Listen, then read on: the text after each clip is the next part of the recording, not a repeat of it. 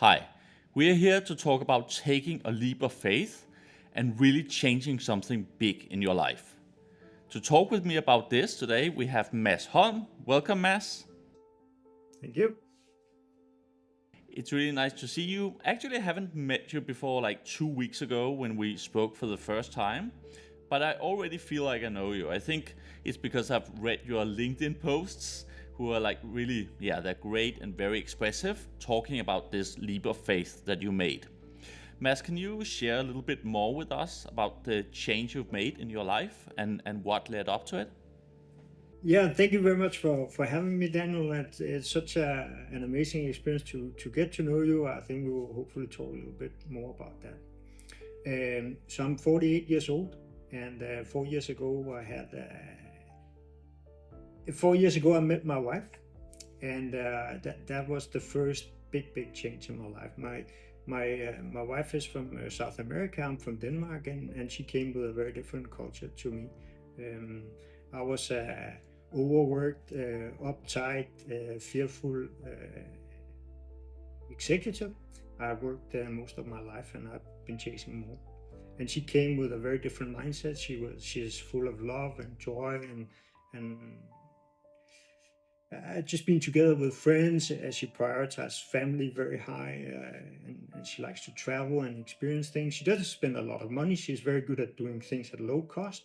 She's also very ambitious with her job, but that was just a very different mindset to what I was used to. So we met 4 years ago, and we spent. That was a bit overwhelming for me in the beginning because she came with all these friends.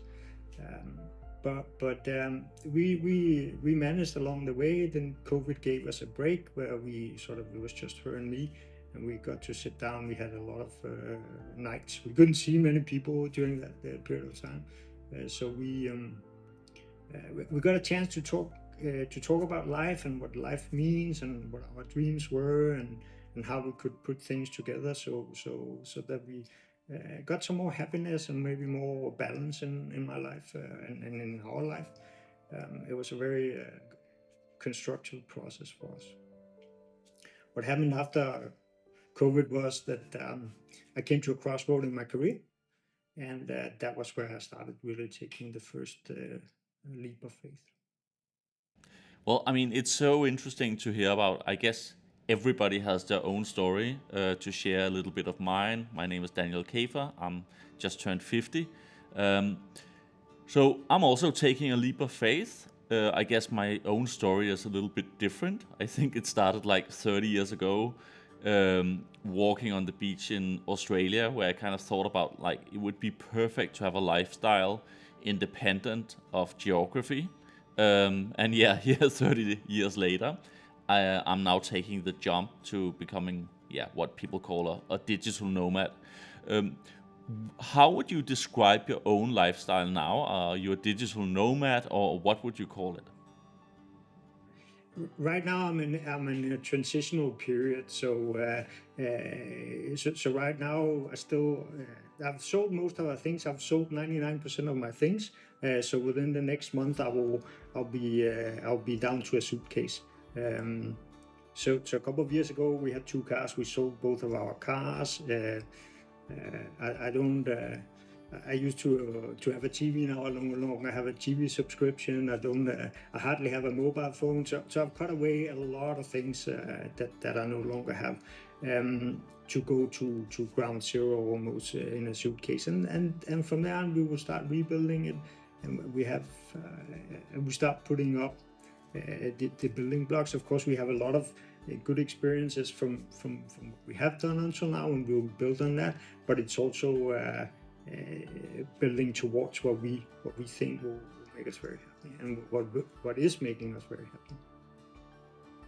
So let's try and take a step back to where I think most people know you from, because if I remember it correctly, you gained almost like 15,000 friends with one LinkedIn post, if we can call it that, or followers or connections, whatever we should call it. Try to tell me about the journey to writing that LinkedIn post. Like, do you had doubts on whether you wanted to share all of this? And tell me a bit about the reactions you got to the post. So after my career came to this crossroad, there were lots of twists and turns. I was still in the career mode. I was still in the sort of in the traditional career mode, I would say, and I was still looking for a job. Eventually, it didn't materialize, and then we came to a point where I said to my wife, "Let's just travel." So we were both without jobs, and I said, "Let's travel," and that's what we did. And that was an amazing experience. It gave me so much, and it opened my eyes to so many things that I didn't have the time to do before. And it also, and that was what I eventually wrote a post about. It gave me a completely new perspective of happiness and of being rich and what I felt was important and meaningful in life. So that's what happened. We walked a lot during the travel because it's cheap and it was convenient way, but it was also a way of exploring. So I came back, and then I was looking at LinkedIn. I was looking at job descriptions for CFO. I was in doubt. I was confused. I couldn't see myself going back to that life because now I had felt that I really felt freedom, and I really felt a showering of happiness. So I thought to go back in corporate and putting in those hours and almost killing myself. I didn't. I just couldn't do it. So I wrote a post about it, and I saw also on LinkedIn. It was very. I felt it was almost stressful, and I thought it was very rushed, and there was a lot of push about it. There was a lot of positioning. So I thought that's I have another perspective to this. So in a kind way, I wrote my experience. I was very much in doubt about it. At that time, I had like 800 friends or connections on LinkedIn. They were primarily my old colleagues. Everybody knew me. I knew them. So that was good, but also maybe a little bit scary to write to them in this way. But I thought, so my wife, honestly, 2 minutes before I sent it out, I almost bent it. Said, let's play safe. Why risk it? Better not to do it. But then my wife said, no, it's nice. You can send it out. And so I did. And the first wave was I got 15,000 connections. The second wave, I actually got another 25,000. So now I have 42,000 connections all over the world. So it was a very overwhelming experience, but it was also absolutely fantastic what happened. So that's really an amazing response you got on LinkedIn. It's funny actually. It's often when people are not trying to go viral that they actually go viral, and when they try to construct a viral posts, very often it doesn't happen. I think your post somehow spoke from the heart to the heart, and that is what worked. At least that's my experience. But try to tell me a bit more about the reactions. I know you got a lot of comments from people reading the post. I got a lot of comments. I think in the beginning I try to follow them. My principle was, of course, I'm generally very grateful that people comment if I post something. So I was coming from a position where I, of course, comment on. So I wanted to comment on everything. But all of a sudden it ran very, very fast, like 20 comments per minute or something like that. And of course, I couldn't keep up with that. And overnight it became, I got a lot of messages. So generally it was very positive comments. A lot of people built further on it. So actually it gave me a lot further to think about, and a lot of people asked a lot of good questions that I had to think about further and say, but how did you do that, and why did you come to that position? So they gave me a lot of thought. They gave me a lot of feedback, which was very positive. Many people also said thank you for reminding them of what was important in life. So it was obviously a hard. It came out as a heart-to-heart message, and it resonated with people, and that's the amazing thing, and that's also the amazing thing about you and me today speaking, because I'm pretty sure that had I not posted that, and had you not reacted to it, we would probably never have met, although we live quite closely actually. But so just because you show up in life and being kind and sending out some genuine communication, then you can actually connect with people on a fantastic basis. and I learned a lot from it, and I hope that also that it gave some thoughts to other people. So although it was very overwhelming for me in the beginning, and I was really not prepared for it, then it turned out to be a fantastic process that I learned a lot from. Yeah, I think you're correct. We would probably never have spoken if you didn't send out your post. And I think LinkedIn is quite amazing in that respect on how it can connect people who think a little bit the same. And of course, for me it was special because I was also having the same thoughts about quitting my corporate career and becoming a digital nomad. So some of my own thoughts are like, I want to give up some bad habits myself. I guess I want to be healthier. I want to live longer. Um, Not that I'm like in a terrible state at all. It's just the small things like drinking too many Coca Colas, exercising a little bit too little, maybe enjoying a bit too much wine at dinner, and things like this. You also mentioned that you had some bad habits that you wanted to get rid of. So, can you explain a little bit more about your experience and your thoughts around bad habits that you wanted to change? I think that when you are, because I was so conditioned to a specific lifestyle, I think I was trying to be healthy, but it's still, when you work many hours, it's still, you're still very addicted maybe to your mobile phone because you're used to check emails, and messages. You don't want to miss out, and you don't want to be caught out, and you get an email, and if that's not replied within 1 hour, then you get a WhatsApp, and if that's not replied within 20 minutes, then you get the call. So you are always online, and to compensate for that, maybe you have some, you give yourself some treats, and maybe those treats are expensive, and they may also not be very healthy, and you try, because you have used all your brain power, all your bandwidth to just do the job, to do your actual work. Then being with the family is sacrificed, and maybe you take some shortcuts, and you just need some cheap dopamine in terms of TV or social media, so you just scroll through that. So it becomes a circle of maybe spending too much time on your work, maybe not always very productive, but you are on, and then you're taking some shortcuts, and then you're missing out on maybe the other good stuff in life. That's pretty much that was my situation. But then when I came out walking in nature, I was completely disconnected. There were no internet. So for 4 days, 5 days, I had zero internet. Like, I just couldn't do it. And there were no shops, there was nothing to buy, there was no distractions. You just had to be where you were. And it was amazing nature, and amazing nature together with your wife, as it was for me, and in a complete disconnect. And then doing a physical exercise, as it was to walk in nature and to be in nature. That magic just all of a sudden put a lot of things together for me. So, would you say today that you've kind of quit all the bad habits that you had back then, or is it more a journey that you maybe have some new bad habits you want to quit, or what is the status today? I think I've come. I think I've come a far way, and I don't. For what I know, I don't have. I've not picked up any new bad habits. There's probably still some left, and it's not. I mean, bad habits is a big word, but because you can do things if you do it.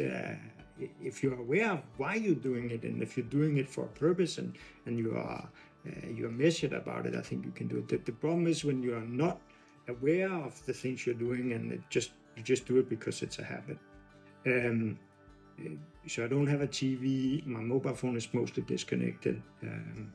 I'm not very much on social media, but then it so happened that actually I was more on LinkedIn, and maybe looking on whether I should use other social media platforms to talk about my experiences. But then it becomes a tool rather than consumption, and I think it's the consumption part of it that I'm very aware of. I don't drink expensive coffee. So I've cut away. I think my food is even more healthy. It was okay healthy, but I think it's even more healthy. I used to go to the gym. I do that less now actually, but I walk more, which I feel is not only for the fitness, but also simply just to enjoy life because it's so wonderful. So we talked about the reactions you've gotten from people from LinkedIn, but what about kind of closer friends and family? Are some saying, what's going on with you? You're nuts. You had a great career, and now you just want to walk in nature. What's going on? Or are they all supporting you? No, I think they're generally been very supportive, and I thought those exact thoughts that you're saying. Some would say that. I've not talked to all of them, so I don't know, but I think generally there's been very positive response. And again, when you show up and say, look, I had these things, I had these fears, this was what was driving me, then people are actually quite open. So it very quickly becomes a positive spiral. There may be friends that you would say they're still going out to an expensive restaurant where you would say, no, sorry, we don't do that any longer because we don't have the money, we don't make the money, and we don't want to spend money on it. So maybe you can grow apart for a while, and I think we have done that in some instances. But then I also think that you come back, and if you grow apart, that could have happened anyway. So I think generally our friendships have remained strong, and of course any change is difficult. So even family maybe had to adjust to it, and also understand that things are different now. But I say they will be better. It's just a different setting. So everybody has to go through the journey, and of course, I took the journey first. So and now I try to say to my family and friends, let's go this way. So, but I think it has worked out very well. Do you think you'll actually get a following of people who might step in your footsteps and say, let's copy what Mads did, or their own version of it? I mean, I'm seeing some signs of that, and I'm just, I mean, my only hope is, of course, that my happiness can help others be happy. If then I can be really happy. So that's my only ambition around it, and I hope that my time and also my financial setup later on will be that I can travel a bit more in the world on a cheap basis, and I have a lot of friends all over the world, and I'd like to meet up with them and discuss and further grow. So I think and I feel that it is a positive spirit. So I was wondering, in corporate life, I guess we all have routines, right? We get up in the morning. If we have small children, we take them to school. Then we drive to work. Then, we spend time with our colleagues and work. We go home. We have dinner. We watch TV. Maybe if we're healthy, we go to the gym or something like that. And then we sleep. So have you replaced that with new routines, or are you more trying to be kind of in the moment and do something different every day? Right now, because I'm in a transition, I would say I'm doing things from day to day. I'm doing it from moment to moment. I was very regimented. I was running a very tight schedule for many years, and I don't do that now. And I do it because on purpose, because I want to experiment. I want to feel that this way of doing things really makes me happy. Maybe I change it a little bit. So I'm just keeping my eyes open to what really makes me happy, and what does feel like good flow. It's about being relaxed and in a space of concentration, in a space of where you actually feel that you are your best self. So I don't make a plan that I have to go to the gym every morning at 7 a.m. or 6 a.m. or anything. I'm just trying to find out what makes me happy, and with all the building blocks that I have, see how would they fit together. And that is the process. It's a process. Right now it's a phase of experimentation. Where I'll find out how to put it together in the best possible way. So I don't want to lock myself down on a fixed structure. Now, I'm having the same kind of thoughts. I am thinking about implementing, for example, a long morning walk to do my brainstorming. I remember the crazy part of doing brainstorming in companies, right? In gray offices where you're supposed to get great ideas. I always get my ideas if I walk or if I run in nature. So that is one of the things I'm considering, kind of getting those daily walks in along the beach or some other inspiring places. But also, or potentially also, to do some work on what I'm going to share and learn. Do you have similar kind of ideas about getting some routines in like this, or would you rather leave it a little bit to chance to see what you prefer? So right now, very practically, is I'm sleeping better than I've done for as long as I remember back. So that has been wonderful, and it's still ongoing. I was not sleeping a lot when I was doing corporate. I mostly got up at 3 a.m. So I had 4 to 5 hours sleep, and now I can sleep in. I can sleep in. That's 5 a.m. or even 6 a.m. I still go to bed like 10 p.m. So I can get 6 to 8 hours. Sleep, which is wonderful. I haven't had that for many years. So I sleep much better. Then I have a cup of coffee on the sofa, and then I most days walk. Once or twice a week, I maybe go to the gym. I just do some light body weight exercises. So it's actually, I don't use any machines or anything. I can do it wherever I want to do it. So it's a coffee, it's a long walk, and then maybe a gym.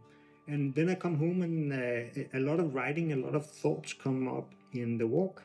I take some stops where I just either sit down on a bench and actually just type it on my disconnected mobile phone, or make a voice message to myself.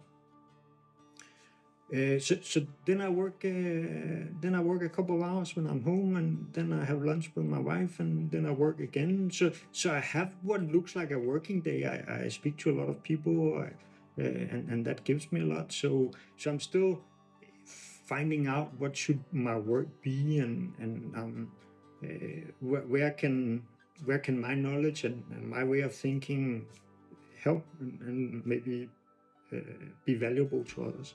So that's also an experimentation process. I work from 10 to 4 or 5 every day. Interesting. Let's try and talk about sacrifices. I would guess we're making some of the same sacrifices for doing this lifestyle change, and it's kind of ironic, right? You work your most of your life to save up money and to buy fancy stuff and live in a big house, and then suddenly you start doing the reverse, right? You sell off the big nice cars, you rent or buy something smaller to live in, and potentially go back to a lifestyle that was a little bit more similar to 20 years ago. At least that's kind of my thinking. But do you find those to be sacrifices? How have you felt about selling your things, and have there been any pain involved in getting rid of some of the material stuff you're selling? They have, and I think it's a recognition in stages, and I think it's a process. So when I sold my cars, it was a little bit.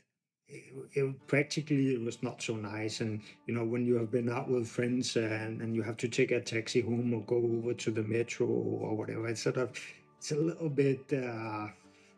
You can feel a little bit off in that, maybe almost a little bit humiliated, or but that's just the way it is.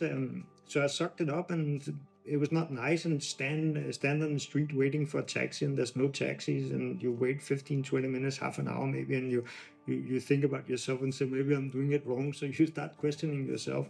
uh, but I came around that, and since then there's never been a problem. It's just a relief. I never have to worry about anything with the car. um, and we just make it work. It's never a problem. That's just the way it is. um, on the house, I have an apartment. I've sold that. That has also been a process, because you become attached to your things, because they provide you that safety zone. It becomes a comfort zone, and a home is of course an important comfort zone, and you should feel safe in your home. So to just sell your home and not have a new home, not having defined where you're going to live, that's really out of the comfort zone. So again, you start second guessing yourself, and you thought, oh, maybe I should just have continued to work, and you think, oh, maybe it was nice here, and But that is change, and that is traveling into the unknown. It is uncomfortable, and it needs to be, because otherwise you're not moving it. I'm taking down those walls and want to redefine it and come out, because the fact was also, and that's one of the things I tell me. The fact was I had to adapt. It was a new situation. There was a fundamental situation. There was a fundamental change in my life that I could not work anymore to that tune that I had been doing. So I had to adapt to the facts. My wife is then also a very good support, because then we sort of alternate a little bit. I can be a little bit impacted by it, and then she's good, and then the next day it's the other way around. But we have each other, and we believe in the project, and we believe that we will come out stronger. That's the idea. It will be better. But it is already much better. But now I have forgotten that I couldn't go, and I had forgotten how much the price I actually paid to have these things, and it was a very high price.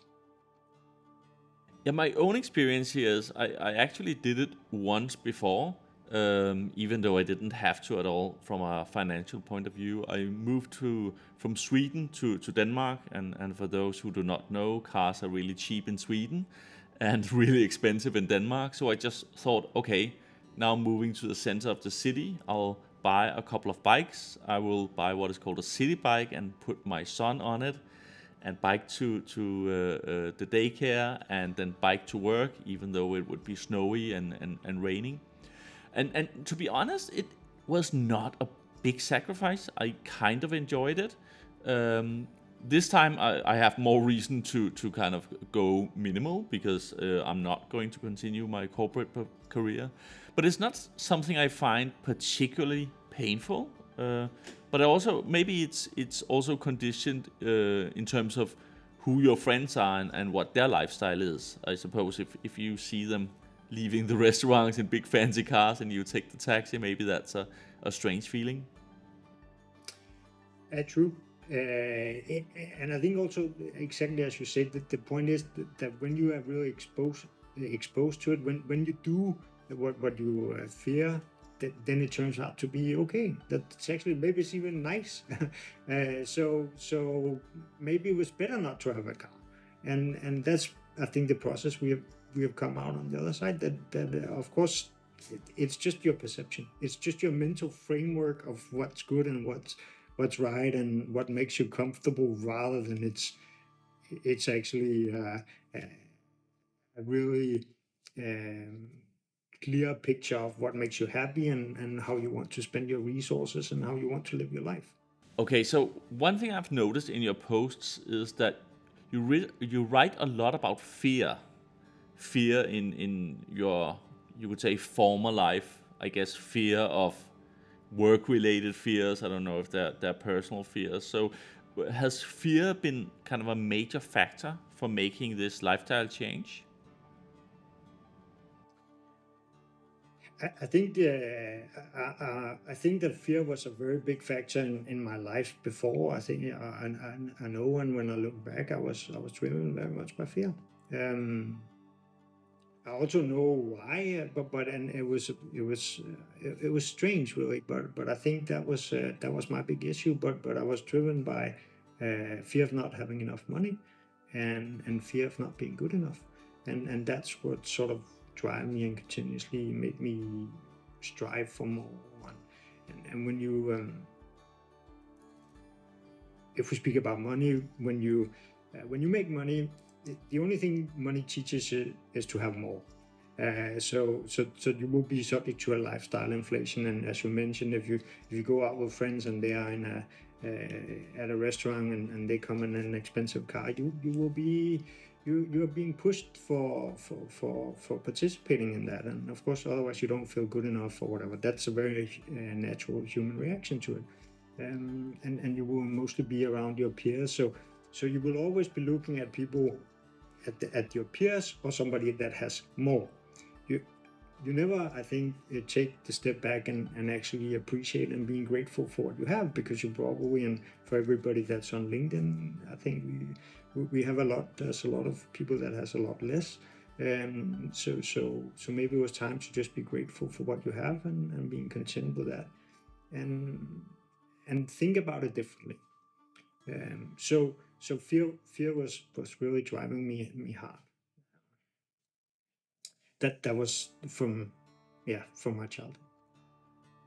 What do you think, has this lifestyle changed helped you get rid of most of your fears, or has it at the same time created new fears? I mean, again, if I should try to relate for myself, a paycheck has been coming in for the last 25 years, like clockwork, and suddenly the paycheck is gone, and you have to rely and trust that somehow the universe will make sure that you are fine, right? So I haven't I'm not at that point yet where I will experience that. So I'm curious to hear how you have felt about kind of the paycheck stopping coming in. No, I think so. So that has been a while for me. So that was a process. In the beginning, I was quite uncomfortable with it because that of course makes you wonder, and it really feeds on the fear.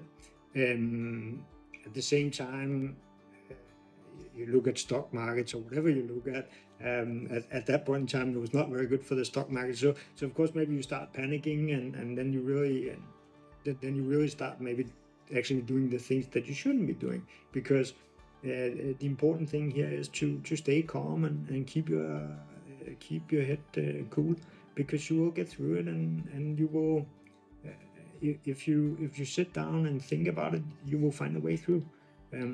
So I think in the beginning it was confusing. It was a little bit, it can't be true. It was a little bit of denial. It was a little bit about maybe being upset about it. But you go through the trajectory, and you find out, okay, I'll come out that there's a lot of things I can do. I have to trust life. I will trust my capabilities. It is just in a different setting. It's just a new time. Things have changed, and now I change with it.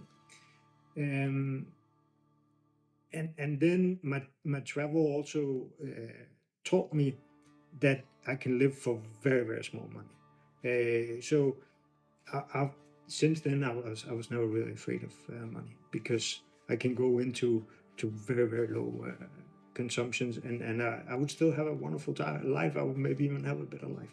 So since then, fear of money just disappeared. Posting on LinkedIn is a very good way to also develop yourself, in the sense that you get to face your fears, and in the sense of, is this good enough, or do I get criticism, or what do people say, and what's the reaction, or so you wonder, if you don't get any reactions, is it not good? If you get one reaction, is it good? If you get 1,000 reactions, is it good? But the comments are not so good. So it really forces you to think about yourself, and it forces you to put yourself out there. But if you come in a positive tone, if you come with a valuable message, you will just learn from that feedback, and you can internalize it. And if there's something, you will mostly get some very, very good comments, and you will learn from that feedback loop. And if there's some comments that maybe you're overinterpreting them, that was what I did a lot, because I was very sensitive to things. Because if you don't think you're good enough, then you get very sensitive. So maybe you're too sensitive. It is just what it is, and maybe it doesn't have anything to do with you. Yeah. So that was my process also to address not feeling good enough, and coming more inside, and trust yourself. So one consideration I had lately was that being in corporate, and I think there's nothing wrong with that. I have enjoyed a lot of my career in corporate, but we're pretty much focused on the short term, right? Some of these small things, like will we be indexed 98 or 102 on profits, seems to make a world of difference. Do you get like some form of promotion or bonus? Again, it seems to make a world of difference. And I think if you take that mindset to kind of the digital nomad lifestyle, you also get worried, because you're thinking, how will I do next month? Will I make enough money? But then I think if you think in the longer perspective of your life, for example, will this lifestyle change give me 5 or 10 or even 15 years more healthy years than the alternative? I mean, that's a really, really big thing. And then the flow of money, where that comes, how much that exactly comes the next quarter or the next year, becomes a lot less important. But when you look at it like, will I be able to add value and gain some money for the next 20 years? That feels a lot more comforting to ask yourself about, because then you look at what are the capabilities and values you have yourself, and if you have confidence in that, something will come back. At least that is my thinking. Um, does that resonate with you? Do you agree about the kind of short-termism, the corporate world conditions you to be in? I perfectly agree. I think it's very well said and formulated. That is the exact issue. Um,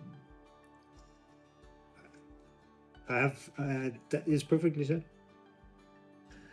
So, looking at kind of your career, I think it's fair to say that you've been an ambitious person, probably always wanting to progress, to do better.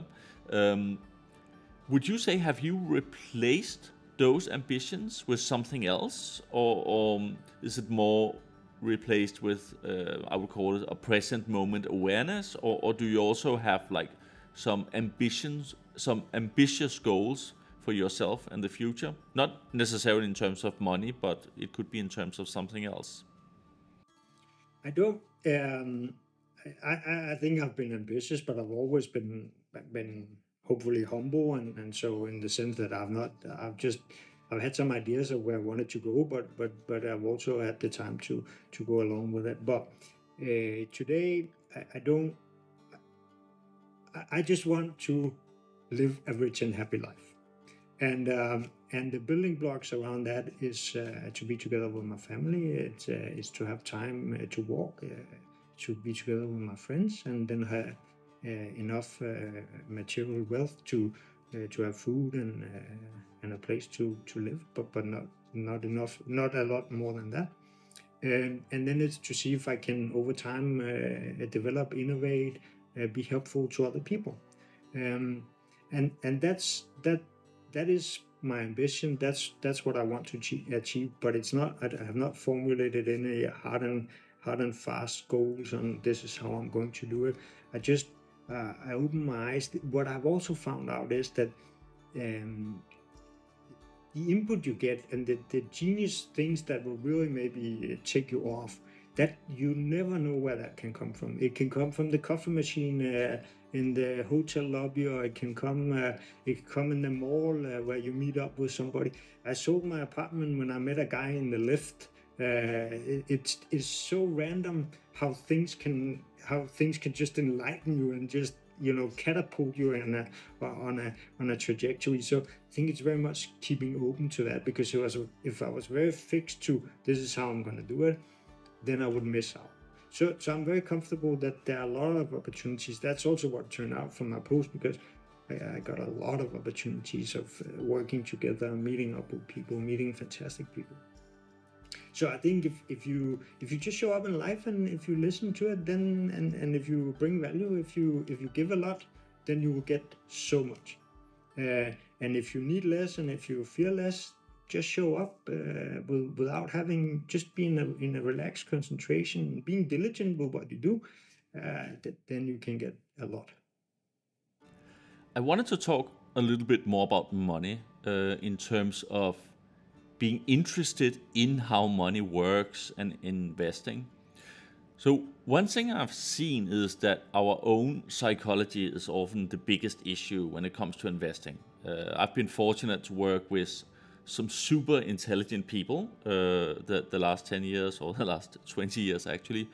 Um, they all struggle when it comes to investing. I've tried to give my best tips about, invest for the long term, go into index funds, don't touch it, don't use your emotions. And even these super clever people and logical and rational people, they can't keep their fingers away from the computer. Then suddenly one day they are like, I sold, I panicked, I bought again, I panicked. And I was just wondering, I mean, this lifestyle change, can you also change the way you view investment, or are you still equally interested in checking your accounts every day and things like this, or do you have another perspective today? Well, I hear what you say, and I know all these feelings. I, I I think the lifestyle change also will change me into being that 100% long term, because there's no doubt that that's the that's the way you make money on it. So you are so busy on actually losing money and throwing it away. You're your own worst enemy, so to speak, and you make it very difficult for yourself. And that's what we do in so many aspects of life. And maybe the investment and money is the best and easiest example. So yeah, long-term index funds, don't touch them. I mean, look at them every 5 years. Once every 5 years, then you then you're okay. It can't be said any other way, and that's what I will get to. It's quite interesting. I heard a quote once that the best investor is a dead one. Not that being dead is anything to strive for, but from the point of view that they don't touch their portfolios. So we've quite often seen, untouched portfolios from people who forgot them or unfortunately died, clearly outperform, even professional mutual funds. And I think for a lot of people that just sounds crazy, right? But it's actually the truth, and I think people would probably strive and do a lot better if they didn't think about their money and their investments all the time. Let's talk a little bit about relocation. Again, we've both been in the process of thinking about what's next. So I've been living in Qatar and still living in Qatar here for the past few years. But I've always known that there will be a next country, and I've known that country is not Denmark. So I had a lot of considerations myself. But I'm curious to hear from you first. I don't know if you've selected your next country yet, but I know you're in the process at the very least. We have not selected, but we are in the process. We think we will be Central America. We have family in North America. We have family in South America. We have family in North Europe and South Europe. We have a lot of friends around Middle East and Asia. So we have friends, and family all over the world. We have a practical checklist, I think, in terms of cost of living, in terms of weather, climate, but mostly also is this a place where, because my wife is from Bolivia, from South America, so we're an international couple. So is this a place where it's where it's open to having foreigners, and where there are other foreigners, so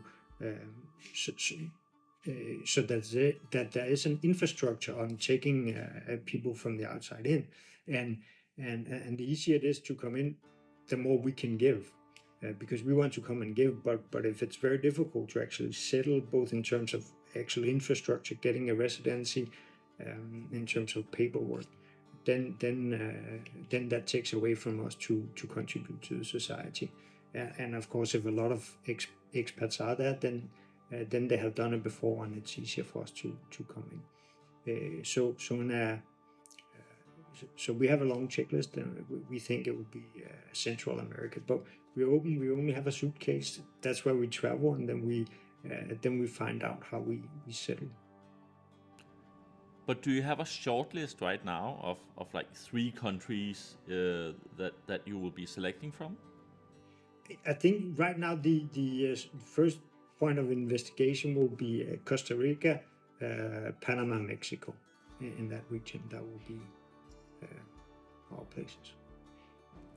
Also beautiful countries. I had a little bit of a similar kind of checklist. I think weather is super important. We're both from Denmark, and at least I could never see myself returning to Scandinavia because of the weather. It's cold and rainy, so I wanted warm and sunny.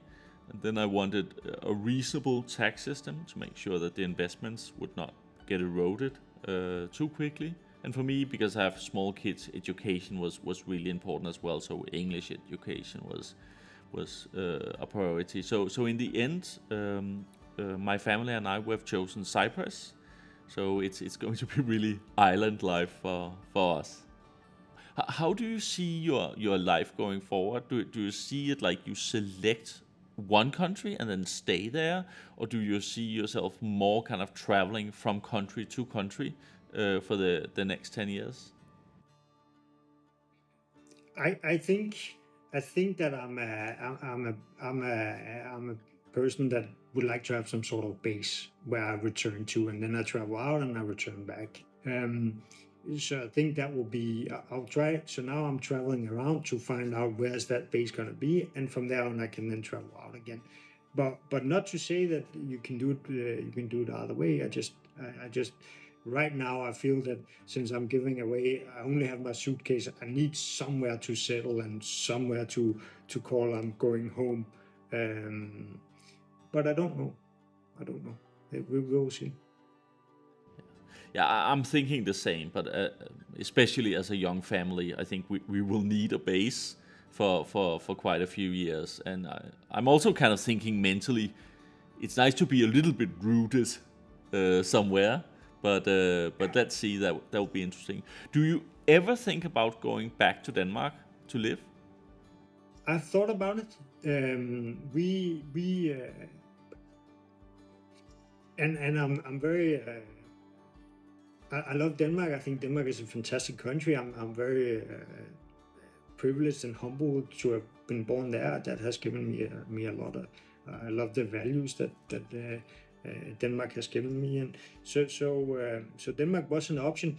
But the things that we want, I also knew from a very young age that I wanted to go out in the world. I want to meet people from everywhere in the world, and I want to be localized into that. Um, that also gives some things around logistics. I mean, does it have an international airport with a lot of direct flights, preferably cheap direct flights, or at least a direct flight to a hub where you can then take a cheap flight onwards? So it's not so much saying no to Denmark, but rather that there are other places, also because we're an international couple, there are other places in the world that for all the parameters in our search are better suited. So that's why it's not Denmark. So we're not. I have no plans to go back to Denmark. So I wanted to round off the interview with a question of like, how do you see the next 5 years? You've written quite a lot about success and failure, both the way kind of you saw success and failure in your old corporate life. But what does success and failure look like? What would a successful life for you look like for the next 5 years? That's a good question. I think that so starting with failure, I think that failure is a man-made word. I think it's nonsense. I don't believe in it. I think that either we learn or we win, um, and we win only if there's two parties to play this game, and we make each other better and better. I think that the best results in the world has been performed by two people that were really challenging each other and growing with each other. That's the real game. Um, so winning is to grow together with others, um, and that's my ultimate success. I know that success and failure in corporate is very defined in terms of maybe promotion, salary levels, and whether or not you got it, whether or not you hit your numbers.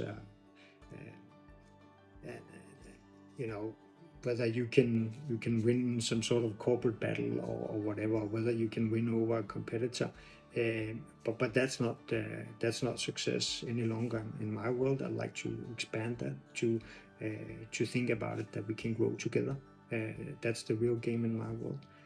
So I like to grow, and I like to grow with others, and I'll see how we can play that game together. I'll give everything I have. I'll find the structure for doing that, and then it's of course having some wonderful time with my family and my friends and my loved ones, and um, you can only be happy today, right now. We don't know what tomorrow will bring, so we'll be happy now, and then we have those ambitions of success and freedom and growth. I mean, I think that's a wonderful answer. It's interesting to reflect when people who are dying are asked, like, what do you regret in life and what don't you regret? Uh, None of them say that they regret that they didn't make more money or work more or have more of that kind of traditional success. Most people say that they regret that they did not spend enough time with their husband, their wife, their children, or other friends and family. Um, and the beautiful thing here, I think, is that instead of realizing this in very old age, you were fortunate enough to realize it midlife and focus on what really matters. So I think that's a beautiful point to end on this interview. It's been a true pleasure. I hope we can do this again. I still have like a ton of questions and things we can discuss, but I think it's enough for this time. But it's been a true pleasure to have you here. Thank you very much. Thank you for having me. Great questions, and I have learned a lot. So I'm very appreciative of this as well. So thank you. That's great, Mads. But we'll see you soon, one way or the other, whether it's on LinkedIn or another interview or another call. It's been a pleasure. Pleasure. Okay. Bye bye. Bye bye.